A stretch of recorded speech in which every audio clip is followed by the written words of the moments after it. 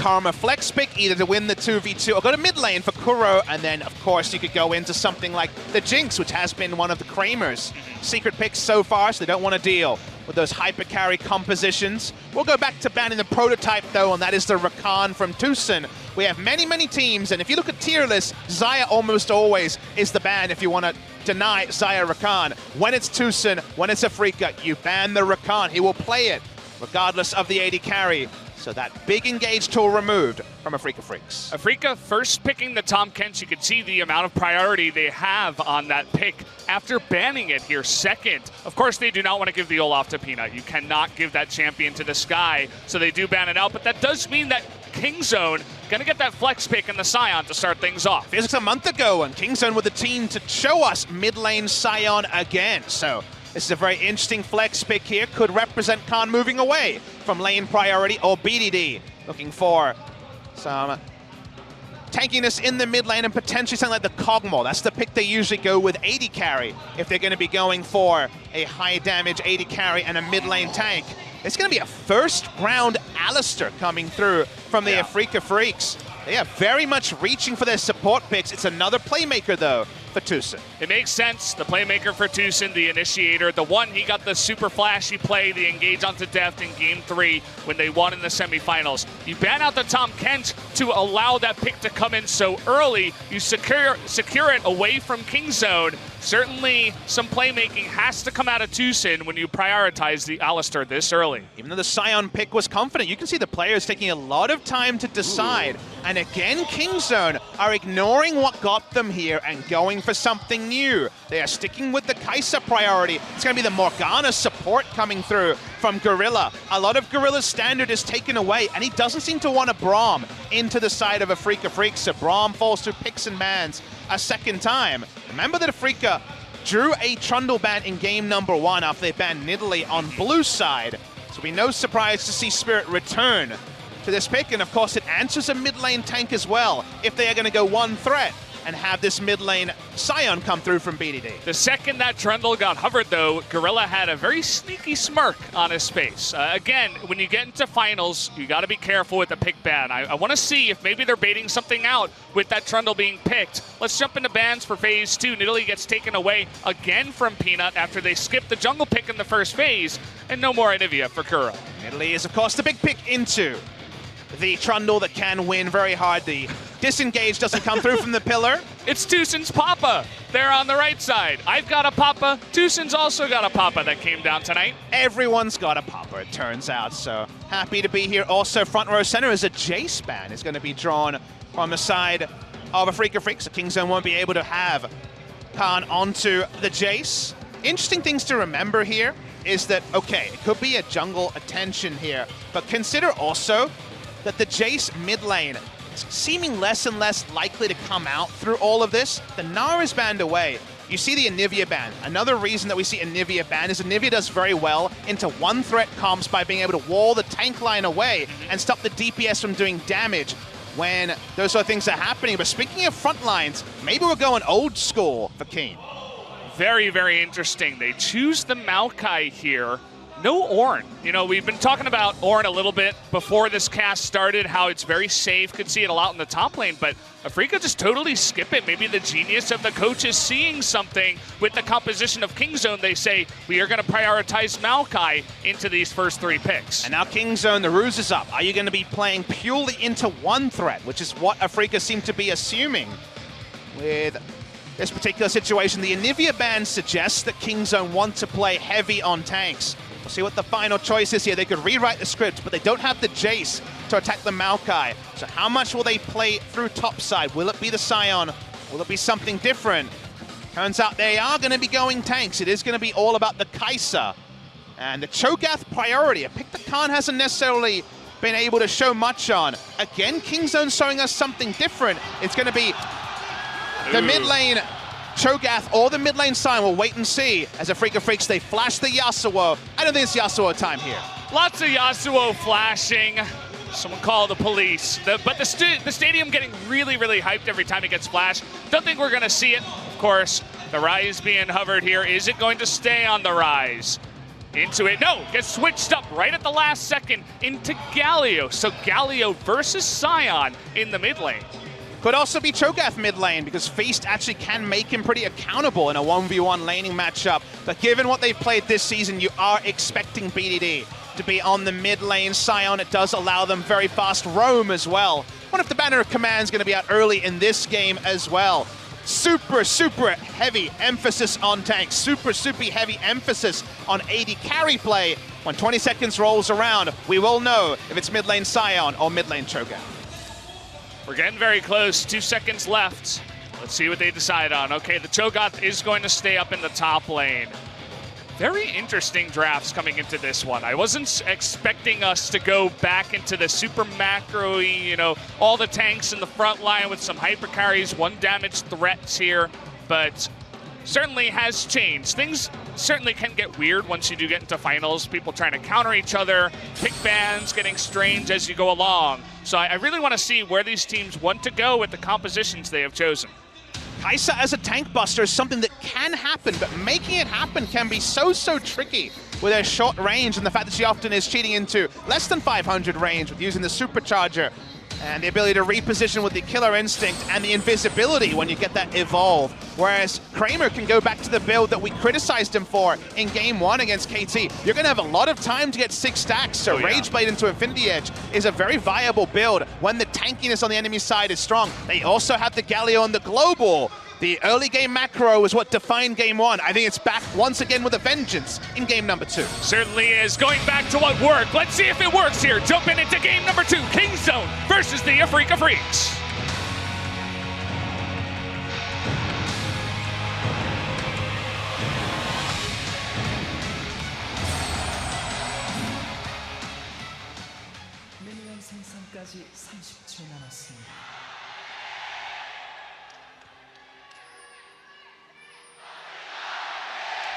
The Afreeca cheers get louder after winning game number 1.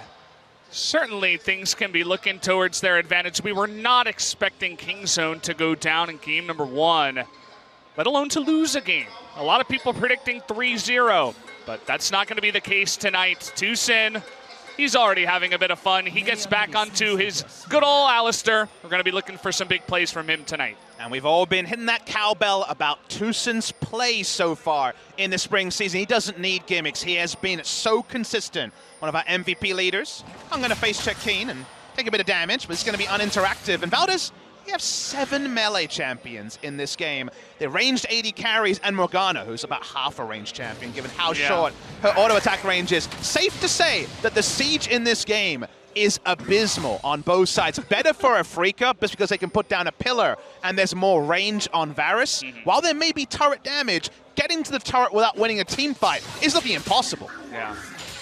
It was very interesting to me to see Afreeca go into the pick ban and say, thinking about the Rise, you know, get another damage threat on there that can certainly do well against some tanks with that sustained damage. But then they say, no, you want to go into tank versus tank with 1 damage threat? Fine, we'll go ahead with it. Galio was kind of ignored in the first game, but this time around they last pick it. Certainly one way to follow up on big fights if it does get engaged upon by Tucson and Keen. We'll see if he can effectively do that. Already taking a little bit of damage here to start things off in the mid lane, though. So games like this usually snowball very hard one way or the other. When it ends up being same win condition versus same win condition, if you snowball, the enemy team doesn't really have any surprises. You know that they both want a team fight. Both these teams team fight super hard. The Trundle's in the jungle, so he's not going to be split pushing and whacking away on turrets. He's very much just going to be there for the ult in team fights. So if you start winning team fights, you put down vision, the enemy team has to face check, you kind of continue to win team fights. So this game is expected to snowball super hard, and when King's Zone have played these sort of games, they're our best early to mid-game team. They've got those advantages, they've got smart macro, and they've closed games. So on paper you say, okay, King's Zone, you're getting what you want, but it's so different this week here, seeing King's Zone go both games so heavy into the tanks, no ability for Khan to go for the side lane push. You do feel like any sort of mid-game mistakes, uncharacteristic from King's Zone in game 1, they come back here. There's very little backup ways into the game.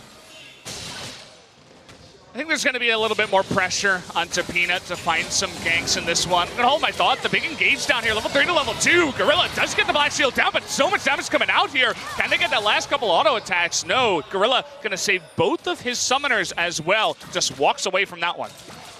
Black Shield timing there was a little bit late, but of course, Morgana may have the ability to not be CC'd. Well, that tankier champion, so can just be DPS down by the Varus. A very nice trade in the lane. That time from Afreeca was Kingzone making those good trades. In game number 1, no big surprises on the side of the runes. Aftershock mid lane from Kuro. We all know he's going to be going AP. We don't see tank mid lane Galio anymore. First weeks of the season, but not since then. But it's just such a different look from Kingzone, because if you look at their stats, the one stat that I always draw my attention to is a pretty complicated one. It's the amount of CS the AD carry picks up after 15 minutes. So after the early laning phase where everyone's farming, how much CS does the AD carry get? And we have Teddy in our league that takes 1/3 of his team's CS. We have Reckless over in EU, a hard carry AD carry known for 5-6 items. He gets to 36% of the team's gold. Prey takes the least gold of any AD carry in the world in a major region, because he plays Ezreal and groups. He plays Caitlyn, gets his Shiv and BF sword, and groups for objectives. They put all the gold into the top lane because Khan's running around on Jace or Trundle or something to play for lane. Instead, they're ignoring that game plan, their standard game plan, putting everything into Prey being the hard carry. Can he play that way? Yes. Do they usually play that way? Have they got to the final playing that way? No. Certainly true. Prey. That Black Shield was down for just a little bit. The Pillar's going to come in. They want another one, but the lockdown is going to come in onto Tucson. Very nice response there from Gorilla to make sure that Tucson could not engage after the Pillar comes down. A flash being used from Prey, the bigger thing. If you are Kai'Sa in lane against Varus and your flash is down, oh boy, Tucson has a fun time. So really do not want to give up a summoner spell there. The first Aegis of the game doesn't go to Kuro. It's actually going to be coming through. First item this time for BDD. These Banner of Command timings getting a little bit ridiculous, Valdez. The faster you can get to them, the better.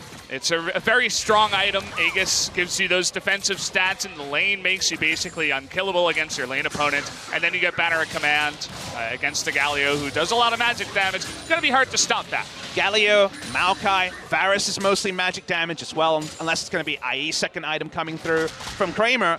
And that also means that when both of them drift bot lane, a bit cooler drifting from the Scion, but both of them can go bot lane very easily. The Banner of Command DPSs down the enemy turret when the roam comes in, so it makes the roam timing a little bit earlier for BDD, who needs the help compared to the hero's entrance. So early Banner of Command is definitely going to be something to watch.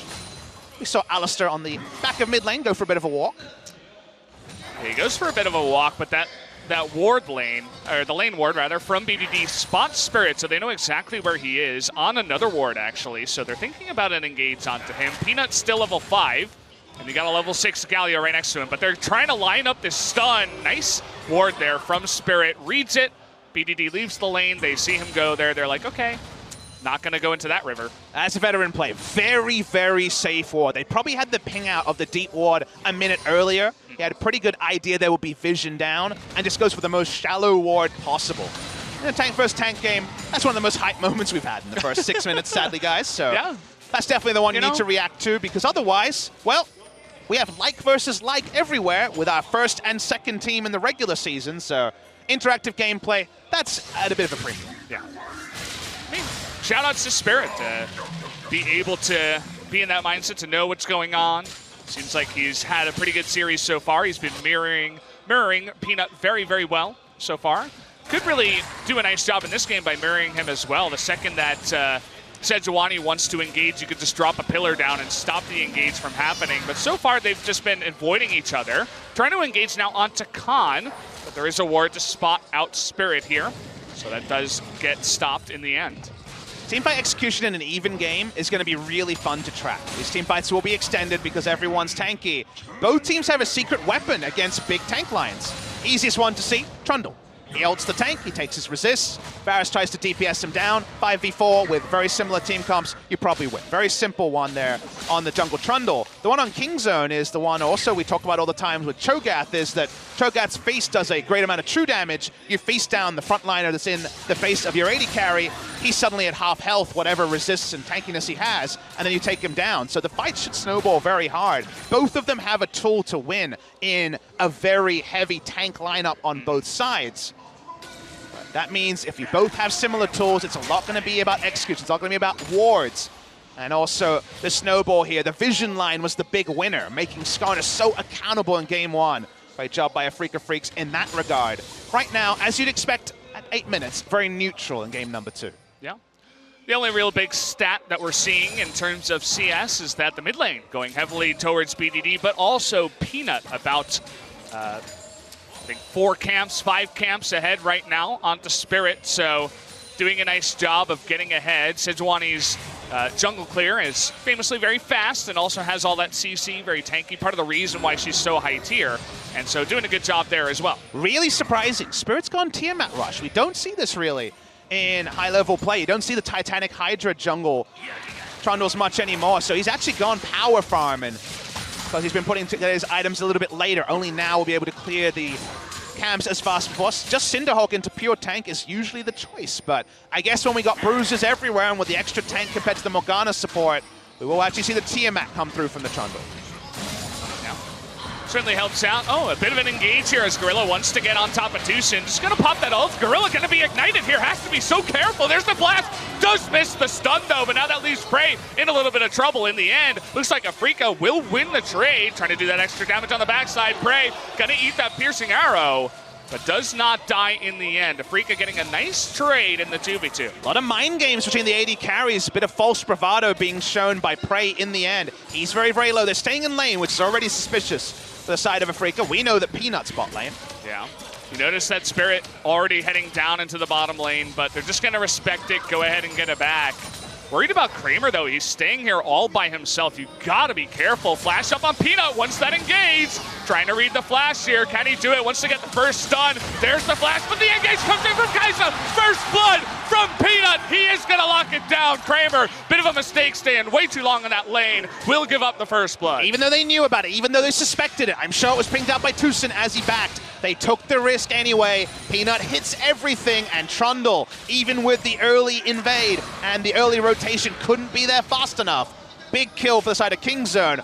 First blood in this game could snowball so much as Spirit just wants to interrupt the backs.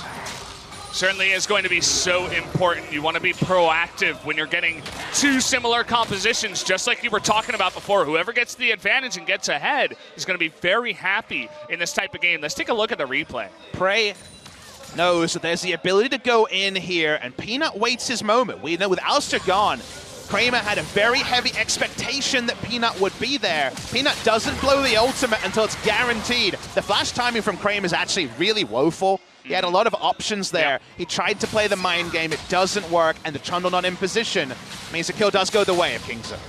Yeah, he waited until he had 4 stacks on the Sejuani, and at that point, it's range. So what are you really going to do? Nice dodge there to Creep doing some help. Kuro trying to get out of this one, doesn't have the mana, is going to be locked down, but has the stopwatch there to help out. Tushin also getting locked down here, funnily enough. He's going to have to blow his ult, does have it in the end. Was questioning that. Kuro trying to bait them in now. Here comes Spirit to help out. Stun going to come in from Peanut, but no more kills will go down in the end. The Morgana gank actually roams through mid lane, and the Black Shield trivializes how strong the disengage usually is from the taunt coming through from Galio.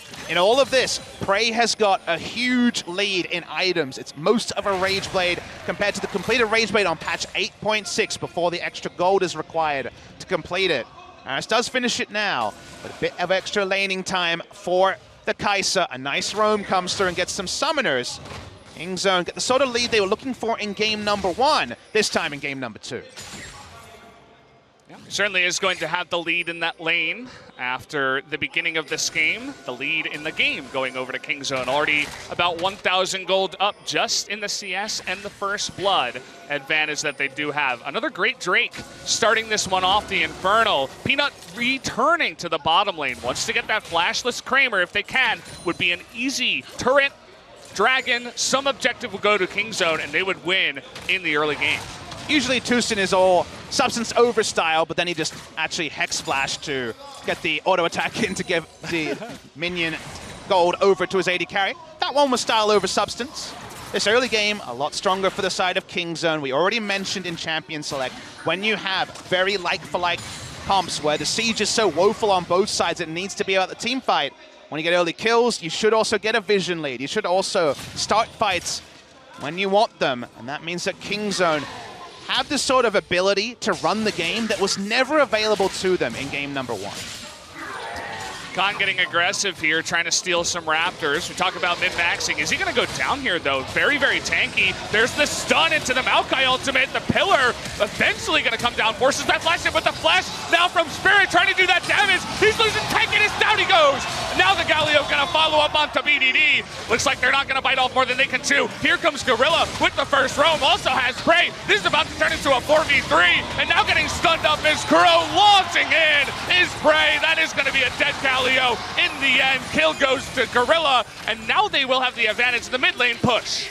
May have to trade mid lane top for bot lane top, but you take that any day of the week, making the Galio accountable. The ability to use the killer instinct off of your melee champions and also hard CC to come in so big in that regard, as Prey could actually close and do damage. You will always have a roam advantage as the Kai'Sa over the Varus. They're going to back away and try and take a Drake here, you would imagine as well, an Infernal Firstborn for Kingzone. Afreeca looking proactive in game 1. This time, Kingzone getting the early lead and being very proactive. The early roam from Prey and Gorilla, getting there before Tucson and Kramer, right in the front.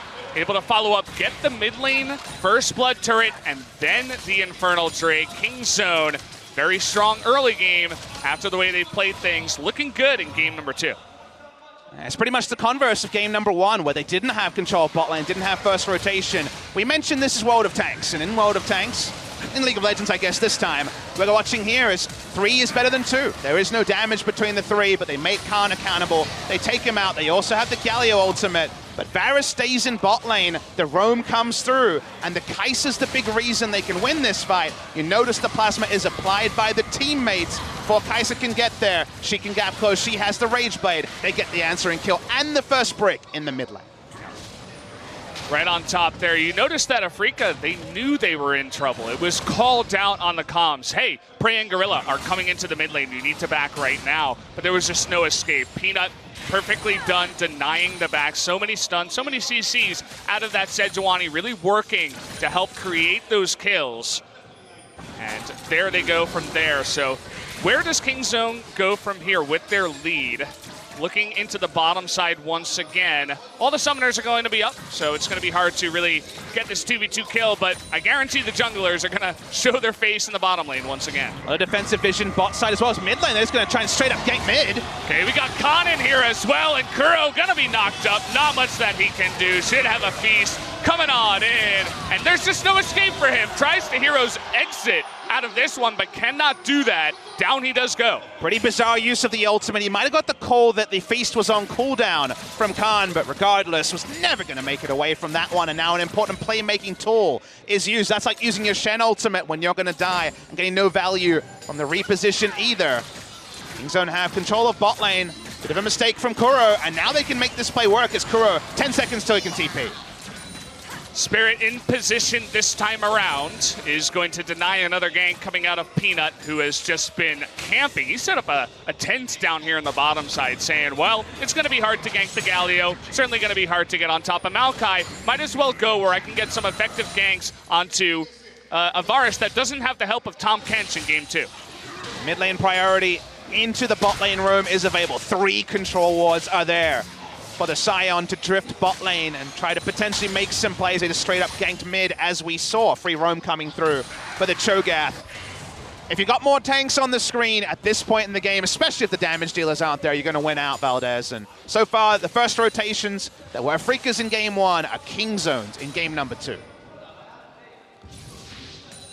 Banners of command all finished up here. It's banner versus banner in the mid lane. Just a slight edge in terms of 20 CS. Still available here for BDD, but in the top lane, Keen once again getting a bit of advantage up there. Doesn't do the same amount of roaming that Khan does as well, so has that advantage up there in CS. And I want to draw your attention to the items. There's still 1 minion dematerializer available from Kuro, who just used one on screen, and still 4 available from Tucson. So when it comes to answering bannons or just banner of command minions, they do have those items right now to answer some of the pressure from Kingzone, especially relevant when Kingzone are ahead. Peanut coming in here, just going to take away a blue buff once again. The Blues have been trading sides. Tucson still has everything available, but he's trying to stick around and call the help of his teammates. You'll notice that Kuro trying to lean here. The ultimate going to be forced to be blown, but so much damage still coming out. He cannot live in the end, even through the ultimate. Kuro comes in with the TP, but not there in time. And now with Tucson down, looks like Kingzone going to continue to push in the bot lane. Isolated damage, press the attack bot lane, and Binding does hit onto Kuro, but he'll back away. Oh, there's the charge on in, and Spirit just runs into it. No surviving for him. No way to get out of that one. You notice that Kuro is trying to save the turret, but now with this taunt down, they're going to be getting onto him. Everything going wrong for Afreeca. Kingzone rolling through them right now. It takes so long for the Galio to die, but they finally do it in the end. Prey going to secure another kill off the back of that turret. And this was the sort of performance they were looking for with their Game 1 draft. Couldn't happen.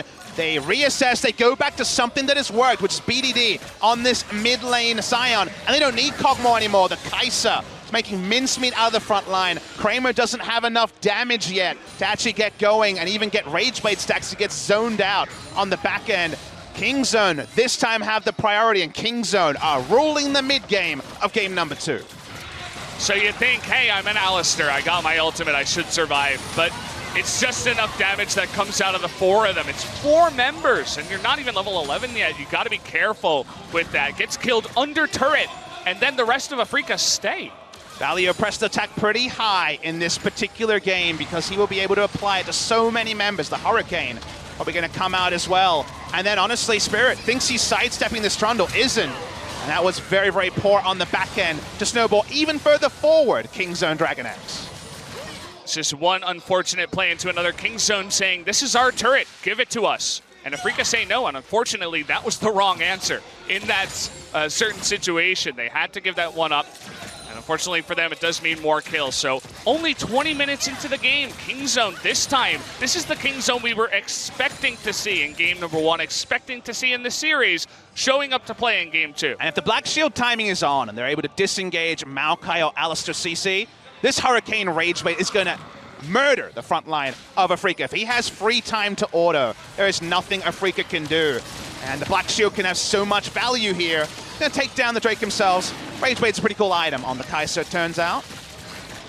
Yep. Take down very easily. We'll soon have the second Evolve coming through.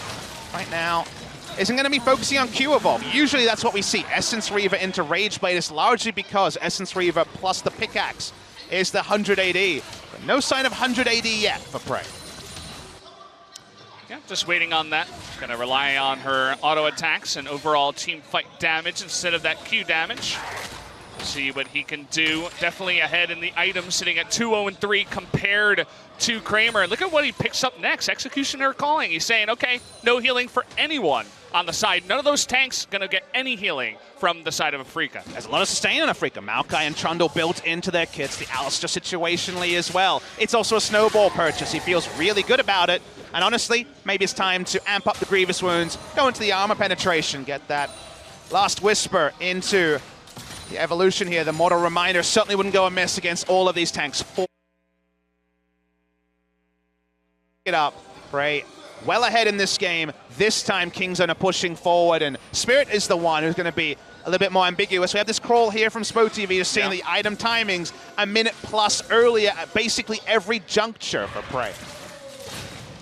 Certainly, Kingzone have the lead, and they're looking to push it from objective to objective. Afreeca too far behind, gonna have to give up another outer turret here. Just gonna fall from the rotation of Kingzone, getting 4 members up there. Sion, of course, did have his TP available if they did need it.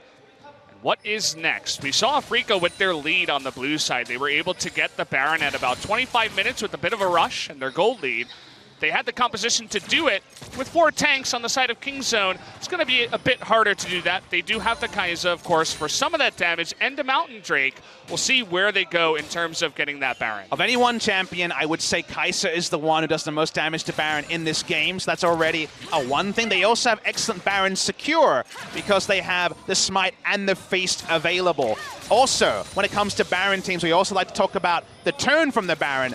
Basically, when they start Baron, they have immense turn, immense secure, and the speed is average. It's still an S-tier Baron team once they get that vision forward into the red side jungle of Afreeca. Yeah, Infernal into Mountain into another Infernal certainly will also help out in terms of getting that damage down.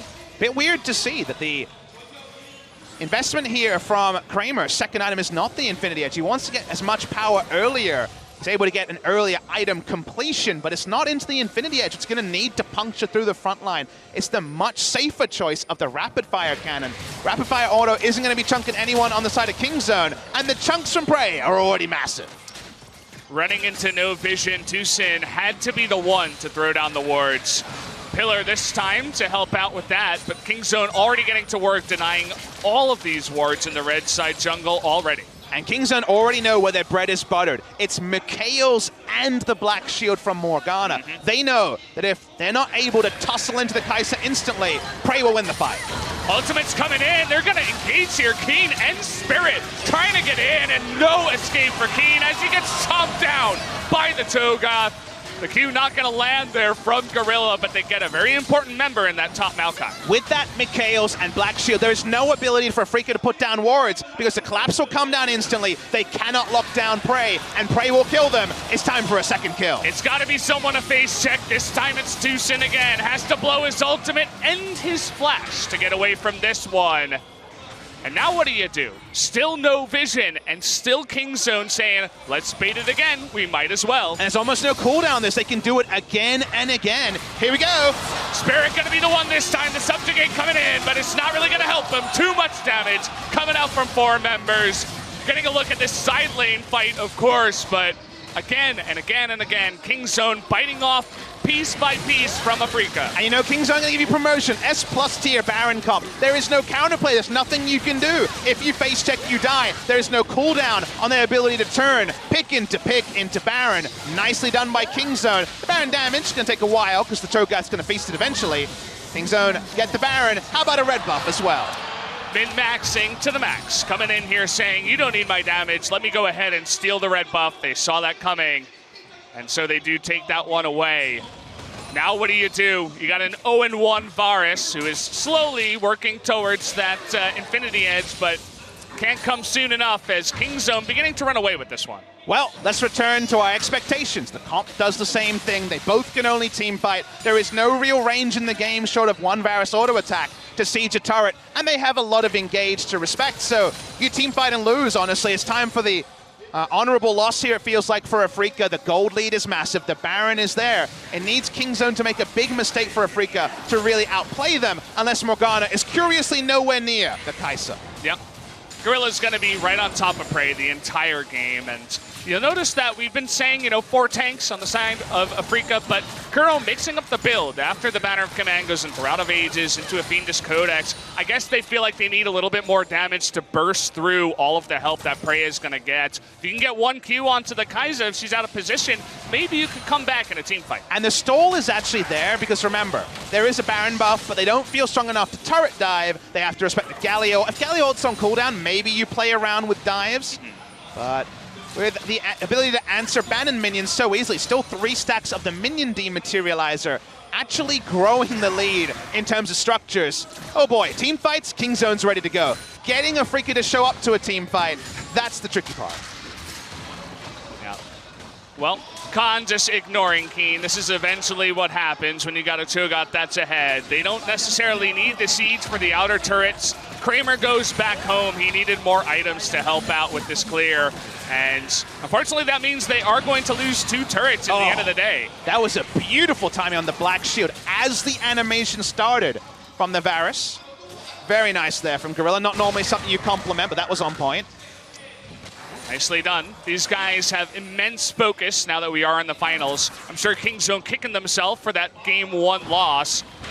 Trying to come back in this one. Damage going down onto Tucson. He has to blow his ultimate again. He is out of position. There is way too much CC. You cannot be out of position trying to get that engaged from behind, but he gets punished for it. So much damage on Prey, 2 levels above Kramer. Superior damage build, a superior Shredder because no one can come over. He's basically Super Shredder. 5 people in the chat know that reference. Gonna be the mid lane inhibitor going down. BDD in the top lane. Afreeca's base in tatters. This is the Kingzone we expected to show up in game number 1. little bit of a hiccup in game number 1, but they come out here in game 2 and they say, we are the better team. Peanut having a much better performance, an MVP performance, getting into that bot lane, setting up so many ganks onto Kramer. Some mistakes from Afreeca as well, maybe getting a little bit overconfident after their win. We'll see if they can hold off the push. Not looking likely. Keen taking a damage, but in the back line, we do have Bray taking it. They are going to go onto Gorilla, actually, not Bray. He's on the right side doing that damage. Cloud getting low, though. Kramer having a lot of room to do the damage. There's the pillar onto the Cho'Gath, but it's not enough. Finally, they take him out. The engage from Tushin. He gets onto him, but Bray dodging everything on the right side. Does he have enough damage to take everyone out, though? He is going to get locked down, and Kramer finally, still going! Not enough. Bray is going to survive. The pillar not going to help him. A triple kill, a quadra kill almost comes in. It's a double for the Sejuani. Peanut takes it, and Bray, in the end of it, a very close fight, especially with the huge lead Kingzone had, and they finally win it. They're going to win the game as well. That's why they priority pick the Kaisei, skips around, nothing that can be done. He falls low, but they keep the trust in Bray. Why not? The name of the Kog'Maw, the Juggernaut, was invented for Bray. Maybe the Jugger Kaisa is here to play. Kingzone do it in about 30 minutes there, taking game number 2, saying, we want to take back the series. Game 1 was a fluke, outplaying Afreeca from the get-go in that game. Certainly looking like the Kingzone we were expecting tonight. Ended up needing a little bit more extra, a little bit of a super play to close the game, but Kingzone, just like Afreeca in game 1, were in full control. We're seeing some flames entered onto the screen. Maybe we're going to see some flames in this series. I would love a full best of 5. Last one like that was the famous summer final where Rox Tigers picked up the win over KT. We're no closer to knowing who will win, but so far it seems like whoever gets the mid lane priority, whoever takes over the early game, closes out the game eventually. Yeah. In terms of who won harder, you would have to give it over to Kingzone. They did win game 2 pretty hard, but look at this, Afreeca in the end of it, though, really putting up a good fight. And this is what happens when you turret dive. Gorilla dies instantly, and you're like, maybe this is the fight. Well, after a mistake, they're able to take them out, and Prey can't do a lot of damage. You're baited into thinking, well, Kramer's free ordering. Surely this is the one. But he's stunned up and doesn't do damage for the Glacial Prison. And then Prey, first killer instinct, then flashes himself away from CC. He opens up the space. Kramer turns into him. It's still a late game Kaisa. Peanut also with the hero, just extra damage. And from there, there's no more damage left. And Kaisa was always going to carry this fight for Kingzone. Man, Kramer, he was doing really well as well. I wanted to see where his damage was going. The one auto attack onto the Sejuani instead of the Kaisa might have meant that Kaisa dies first. Kramer probably still would have died, but either way, got to be a little bit cleaner as we get into the finals here. Guys, we're going to take another break before we get into game number 3. Stay tuned. We'll be right back.